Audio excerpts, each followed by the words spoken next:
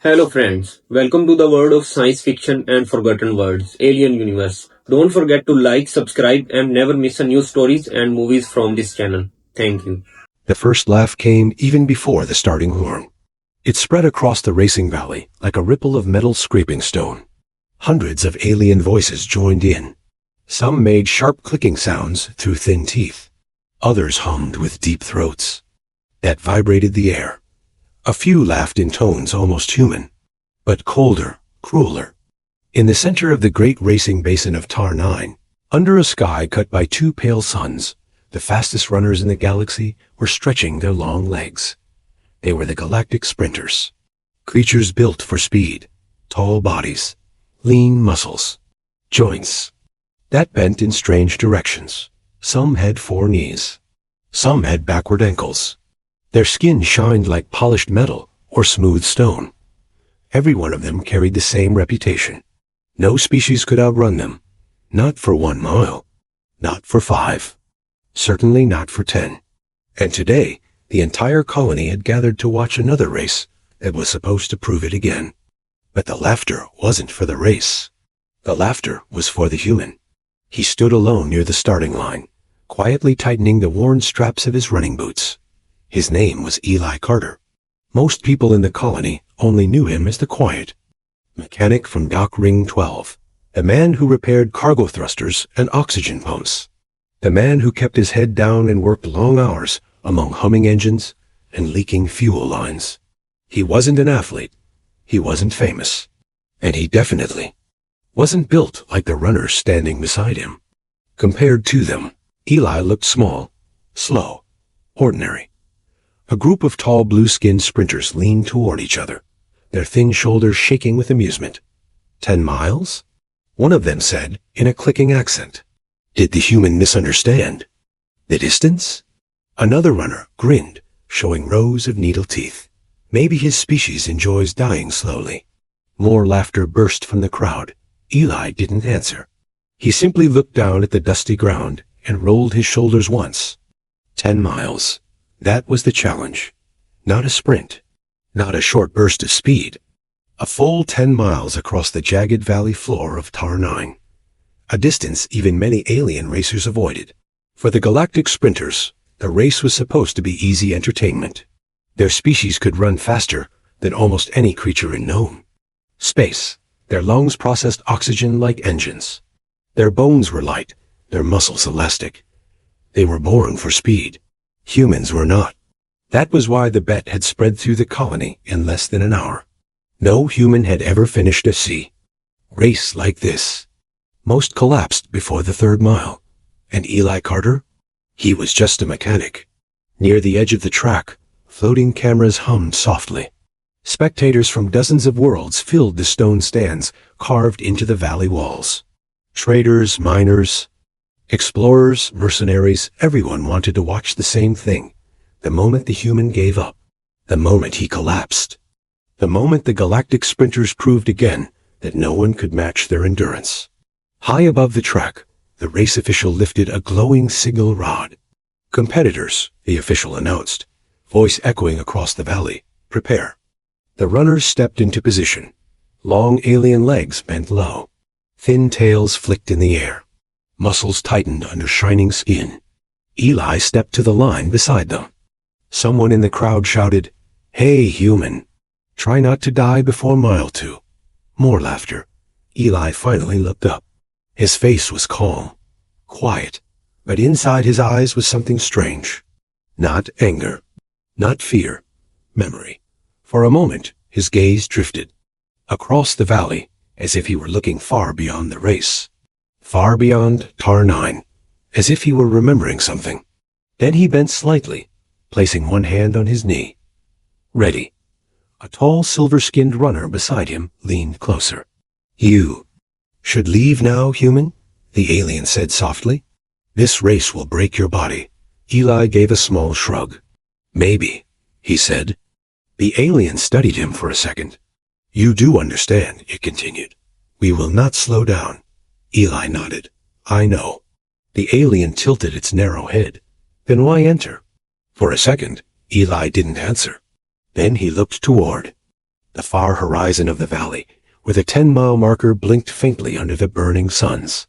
And he said something so quiet, the alien almost didn't hear it. "Because I've run farther." The alien frowned. Before it could respond, the signal horn exploded across the valley. A deep thunder that shook the dust from the ground. And in the next heartbeat, the fastest runners in the galaxy launched forward like living lightning. The crowd roared, and the human mechanic ran with them. The valley floor exploded with motion. Dust rose in thick clouds as the galactic sprinters shot forward like arrows released from a bow. Their long legs stretched across the rocky ground with impossible speed. Each step looked smooth, effortless, like gravity itself had decided to help them run. Within seconds, most of the racers were already far ahead. The crowd cheered loudly. Many spectators were not even watching the leaders. Their eyes were fixed on the human. They expected him to fall behind almost immediately. But something strange happened. Eli Carter did not stop. He did not sprint wildly like the aliens. He did not try to match their explosive speed. Instead, he moved with a steady rhythm. His steps were simple, even controlled. Dust rose behind his boots as he followed the racers into the valley. 1-mile marker blinked in the distance. The first alien runners reached it quickly. The crowd clapped and shouted. But when the floating cameras turned back toward the middle of the pack, something unexpected appeared on the screens. The human was still there, not leading, not falling apart, still running. A tall, four-legged sprinter glanced behind him and made a confused clicking sound. The human is still moving? Another runner turned his narrow head. He will collapse soon. But Eli kept the same pace. Step, breath, step, breath. He didn't look left or right. His eyes stayed focused ahead, locked on the long path. Stretching across the valley floor, the second mile arrived. Two of the fastest sprinters were already far ahead, their bodies moving like silver streaks across the red landscape. Behind them, the rest of the racers formed a scattered line. And somewhere in the middle of that line, the human mechanic kept running. His breathing was steady, his shoulders relaxed. But inside his mind, the race was not quiet. Every step pulled memories from a place he tried not to visit. The sound of boots hitting dirt, the weight of heavy air in his lungs, a distant voice shouting commands. Keep moving, don't stop. Eli blinked once, pushing the memory away. This wasn't that place. This was only a race. But the valley wind carried the same dry heat he remembered. And something deep inside him responded. The 3rd-mile marker flashed ahead. Now the race was beginning to stretch out. A few alien runners slowed slightly, adjusting their breathing. Even the famous galactic sprinters could not push full speed forever. One of them noticed something strange beside him. Footsteps. Human footsteps. The alien turned. Eli Carter ran past him. Not quickly, not dramatically, just steadily. The alien's eyes widened. You are still here? Eli didn't answer. He kept running. The alien stared for a moment, confused, then tried to increase his pace again.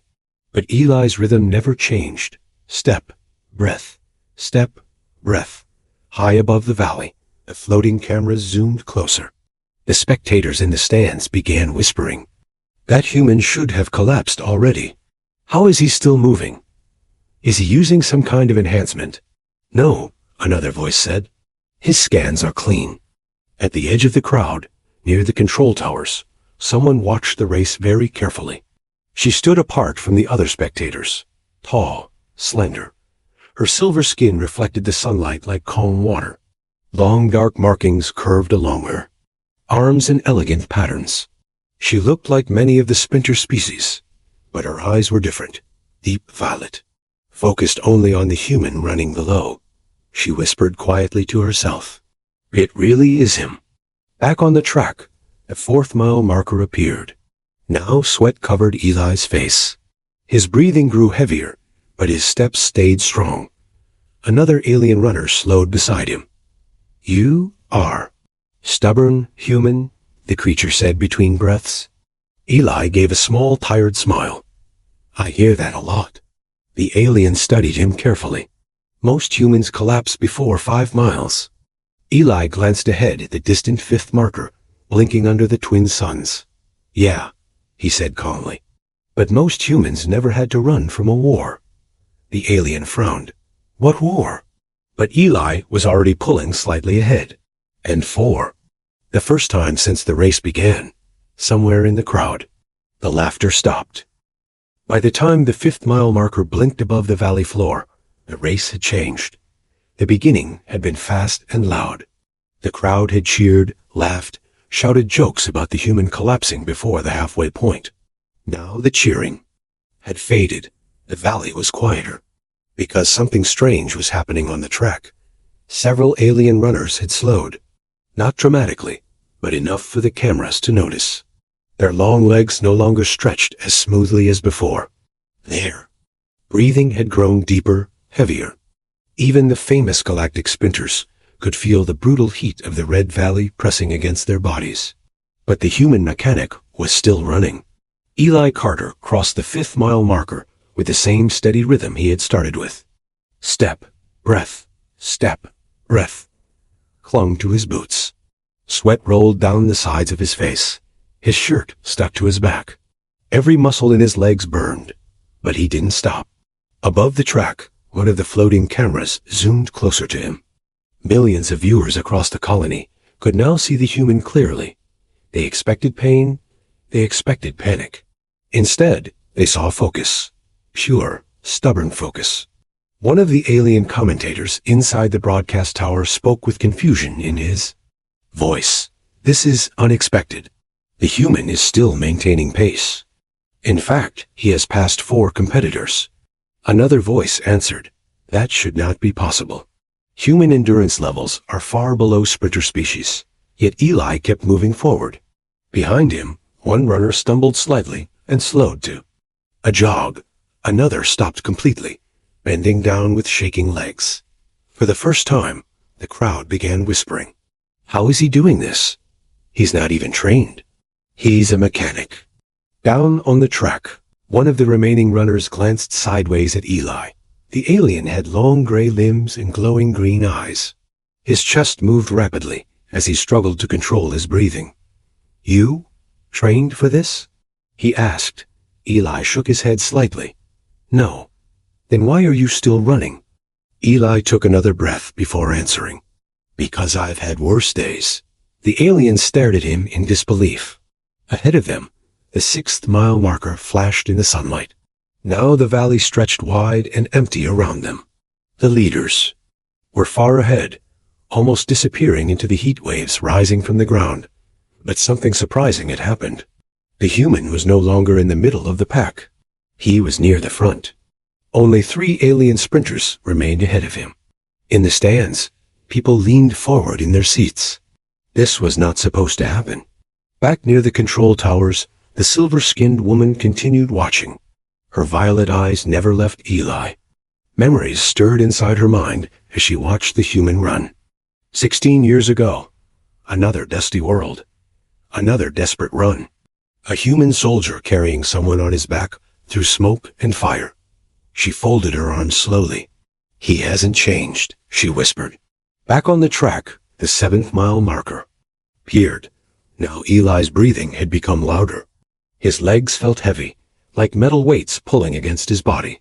Pain moved through his muscles with every step, but his mind drifted somewhere else. Another place, another time. A dark sky, filled with explosions. The ground shaking under distant artillery. Alien ships burning as they fell. A voice shouting through the chaos. Carter, keep moving. They're right behind us. Eli blinked hard. The memory faded, but the feeling stayed. Run. Don't stop, run. Ahead of him, one of the remaining sprinters suddenly slowed. The alien's steps faltered. Its breathing turned ragged, and it stopped completely. Eli passed him. Now only 2 runners remained ahead. One of them glanced back and froze in shock. The human is catching up. The second runner hissed through clenched teeth. Impossible. But Eli kept running. Step, breath, step, breath. The 8th-mile marker flashed in the distance. And for the first time since the race had started, the galactic sprinters looked nervous. The 8th-mile marker stood ahead like a silent warning. This was the point where even elite runners began to break. The red valley stretched endlessly under the burning twin suns. Heat waves shimmered across the ground. The air felt thick and heavy, like breathing through warm metal. Only 3 runners were still moving at full pace, 2 galactic sprinters, and 1 human mechanic. The crowd had become completely silent now. No laughter, no jokes. Thousands of eyes stared at the floating screens, showing the impossible sight. The humans still running beside the fastest species in the galaxy. Eli Carter's legs burned. With every step, pain moved through his body like fire. His lungs pulled in hot air again and again. Sweat blurred his vision. But his rhythm stayed the same. Step, breath, step, breath. One of the remaining sprinters glanced sideways at him. The alien's long silver limbs were still powerful, but exhaustion was slowly creeping into its movements. "You should have stopped already," the alien said between breaths. Eli gave a quiet answer. "Stopping was never really my option." The alien frowned. "What does that mean?" For a moment, Eli didn't respond. But something inside him shifted. Maybe it was the heat.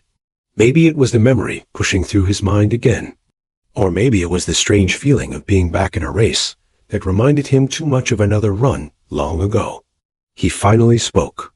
16 years ago, Eli said, still running, there was a war. The alien runner blinked in confusion. There has not been a galactic war in 16 years. Eli nodded. Exactly. The alien didn't understand. But someone else did. At the edge of the valley stands, the silver-skinned woman's eyes widened slightly. Her voice was barely a whisper. He remembers. Back on the track, the 9th-mile marker flickered into view.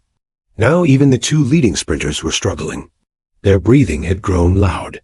Their once perfect strides had turned uneven. The brutal distance was finally catching them. But Eli's pace had barely changed. Pain was nothing new to him. His mind had learned long ago how to keep moving when his body begged him to stop. The alien beside him spoke again. "You said there was a war. Against who?" Eli's eyes stayed. "Forward. Against something your people tried to forget." The alien's breathing grew heavier. "That war never happened." Eli let out a tired breath. "That's what everyone says now." The alien stared at him. "But if it never happened, why are you talking about it?" Eli didn't answer immediately. Instead, he pointed slightly ahead, at the finish marker glowing faintly in the distance. 1 mile left. Then he said quietly, "Because that war is the reason I'm still alive." The alien runner shook his head. "I do not understand." Eli's voice became calmer. 16 years ago, my unit was stationed on a colony world near the outer systems. He took another step, another breath. The enemy attacked without warning. Not ships, not soldiers. The alien looked confused. Then what attacked? Eli's eyes darkened slightly. Things that didn't stop. The alien felt a strange chill despite the heat. "What happened to your unit?" Eli answered without hesitation. "They died." The words were simple, flat, but heavy. The alien swallowed. "And you survived?" Eli nodded once. "Barely." Ahead of them, the leading sprinter suddenly slowed. His legs trembled. The brutal 10-mile distance had finally crushed his strength. Eli passed him. Now only 1 runner remained in front. The alien beside Eli stared at him with new understanding. "You learned endurance in war." Eli gave a tired half-smile. "You could say that." The alien hesitated before asking one. "Final question. What were you running from?" Eli looked toward the glowing finish line, now less than a mile away. And his answer came quietly. "Not running from." He took another steady step. "Running to save someone?" At that exact moment, a voice suddenly called out from the stands. Clear, sharp, familiar. "Eli Carter." Eli's head snapped toward the sound. And for the first time since the race began, his steady rhythm faltered, because the voice belonged to someone who should have been dead. For the first time in the entire race, Eli Carter's rhythm broke. His foot struck the ground unevenly. Dust kicked up around his boots as he turned his head toward the stands. The voice echoed again. Eli Carter! His heart pounded harder than the run itself. That voice. It was impossible. 16 years of memories crashed into his mind at once. Fire in the sky, burning ships, screams through broken radios, and one voice shouting over the chaos. Run, Carter! Don't stop. Eli's breathing grew sharp as he scanned the crowd. Thousands of faces, dozens of alien species. And then he saw her, standing near the control tower, separated from the others. Tall. Silver skin, reflecting the sunlight like calm water. Long dark markings curved across her arms. Her violet eyes were locked on him, unblinking. For a moment the entire world seemed to slow. Eli whispered under his breath. No. The alien runner beside him glanced over. You know that woman? Eli didn't answer, because his mind had already traveled 16 years back to a ruined battlefield on a forgotten colony world. Back to the moment when everything went wrong. He remembered the smoke choking the air, alien buildings collapsing, the sound of something monstrous moving through the streets. His unit had been trapped. 30 soldiers. One evacuation ship that never arrived, and among the chaos, there had been one survivor they found hiding inside a broken research station. An alien woman. Injured. Terrified. Different from the others. Her species had been caught in the middle of the war. Eli remembered lifting her onto his shoulders as explosions shook the ground. She had barely been conscious. You should leave me, she had whispered weakly. Eli had shaken his head. Not happening. Then came the longest run of his life. Miles across burning ground, creatures hunting behind them, soldiers falling one by one. But Eli kept moving. Run. Stop. Run. Don't. Single quotes T. Stop. By the time they reached the evacuation point, Eli was the only one left alive. He placed the alien woman inside the final transport ship. She grabbed his arm before the door closed. What is your name? She asked. Eli. He answered. The ship lifted off seconds later. Then the battlefield exploded. That was the last time he saw her. Until now. Back in the present, the valley roared with noise again as the race entered its final mile. The last alien sprinter ahead of Eli pushed his legs desperately, trying to hold the lead. But Eli was gaining. Slowly. Relentlessly. The alien beside him spoke quietly.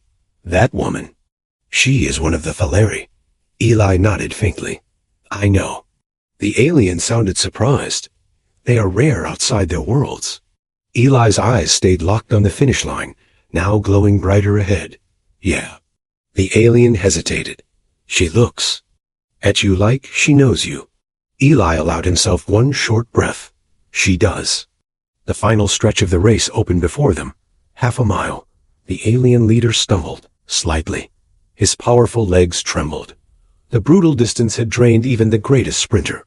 But Eli kept coming. Step. Breath. Step.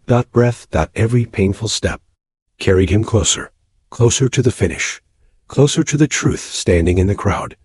The alien beside him slowed, exhaustion finally winning. You?